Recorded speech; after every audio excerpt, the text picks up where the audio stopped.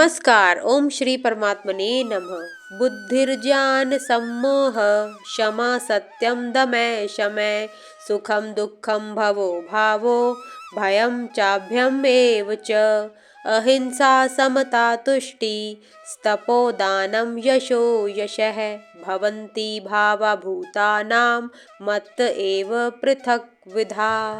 इस श्लोक में भगवान श्री कृष्ण कहते हैं कि जीवों में विविध प्रकार के गुण पाए जाते हैं, जैसे बुद्धि, ज्ञान, विचारों की स्पष्टता, क्षमा, सत्यता, इंद्रियों व मन पर नियंत्रण, सुख व दुख, जन्म मृत्यु, भय, निडरता, अहिंसा, समता, तुष्टि, तप, दान, यश व अपयश। ये सभी गुण केवल मुझी से उत्पन्न होते हैं। इन श्लोकों में भगवान श्री कृष्ण कुछ भावों के बारे में बता रहे हैं। वे कह रहे हैं कि ये भाव मेरे ही द्वारा उत्पन्न होते हैं। भूतों में विभिन्न प्रकार के भाव हैं। इनमें से कुछ भाव सकारात्मक हैं वे कुछ भाव नकारात्मक हैं। यहाँ वे ये समझाना चाह रहे हैं कि किस प्रकार सकारात्मक भाव मुझसे उत्पन्न होते हैं, किंतु नकारात्मक भाव जैसे कि दुख, भय, अपयश आदि भी मुझी से ही उत्पन्न होते हैं। धार्मिक विचारधारा में अशुभ का स्रोत अज्ञानता है। अज्ञानता के कारण मनुष्य के जीवन में अशुभ फल आते हैं, जैसे मनुष्य स्वयं के मूल स्वरूप से भटक जाता है, जो कि श्री कृष्ण है। मूल स्वरूप से भटककर मनुष्य अज्ञानता में चला जाता है। मूल स्वरूप से भटककर मनुष्य श्री कृष्ण से परे हो जाता है। हमारा मूल स्वरूप सृष्टि का स्वामी है। जब हम स्वयं के स्वामित्व को खो देते हैं तो हम सोचते हैं कि हम सृष्टि के नियंत्रण में नहीं हैं।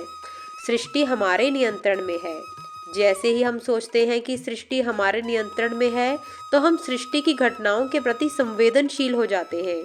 सृष्टि की अनियमितताओं के कारण हमारे भीतर भय उत्पन्न होता है।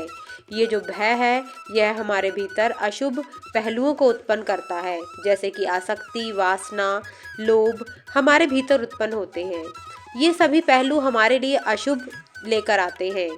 हम जो भी अनुभव कर रहे हैं वह भाव श्री कृष्ण ही हमें भेजते हैं। अशुभ भावों को अनुभव करके हम अपने अज्ञान को दूर करके श्री कृष्ण से जुड़ते हैं। कबीर जी कह रहे हैं, सुख में सिमरन सब करे दुख में करे न कोय, जो सुख में सिमरन करे तो दुख कहाँ से होए। अर्थात यदि हम श्री कृष्ण से जुड़े रहें तो हम नकारात्मक भावों से बच सकते हैं। ओम नमो भगवते वासुदेवाय नमः। धन्यवाद। आशा है मेरे द्वारा की गई इस श्लोक की व्याख्या आपको अच्छी लगी होगी। यदि आपको मेरे द्वारा की गई इस श्लोक की व्याख्या अच्छी लगी हो तो कृपया मेरी वीडियो को लाइक, सब्सक्राइब व शेयर अवश्य करें और हो सके तो कमेंट भी अवश्य करें। धन्यवाद।